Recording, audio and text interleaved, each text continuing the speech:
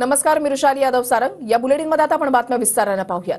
दोन भाजप नेत्यांकडून सप्टेंबर आणि ऑक्टोबरमध्ये आचारसंहिता लागण्याचे संकेत देण्यात आलेले आहेत। 20 सप्टेंबरला आचारसंहिता लागेल असा अंदाज आहे, असं चंद्रकांत पाटलांनी म्हटलंय। 20 सप्टेंबरला आचारसंहिता लागेल असं गृहीत धरून काम करा, असं चंद्रकांत पाटलांनी म्हटलंय।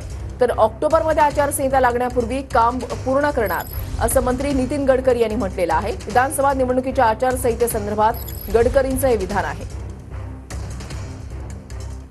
च्या आसपास पुन्हा एकदा आचारसंहिता लागली तर घोटाळा होऊ नये म्हणून ती आचारसंहिता 20 सप्टेंबरच्या आसपास लागेल असं गृहीत धरून, म्हणजे माझं काही भविष्य नाही आहे, गृहीत धरून सगळ्यांनी स्पीड वाढवावा। कारण गेल्या वर्षीची साधारणतः 10% का होईना टेंडर ही मार्गी लागायची आहेत। नव्याने सगळी आचारसंहिता 2.5 महिने लागल्यामुळे सगळं पेंडिंग आहे। जेव्हा कॉन्क्रीट रोड करतो तर काही लोक असं म्हणतात की सिमेंट कॉन्क्रीट रोड बांधले म्हणून नागपुरात पाणी साचलं। आता पाणी याकरता साचलं आहे की या रोडच्या बाजूला ज्या ड्रेनेजच्या लाईन आहे त्यामध्ये कॉन्क्रीट पडलेला आहे, कचरा आहे। पंचशील जवळचा पूल आपण मोठा केला आणि सगळे पूल मोठे करत असताना स्वाभाविकपणे आता त्या ठिकाणी पाणी अडलं नाही आणि यावर्षी कुठेही पाणी गेलं नाही आणि आता ते काम लवकरच पूर्ण होणार आहे।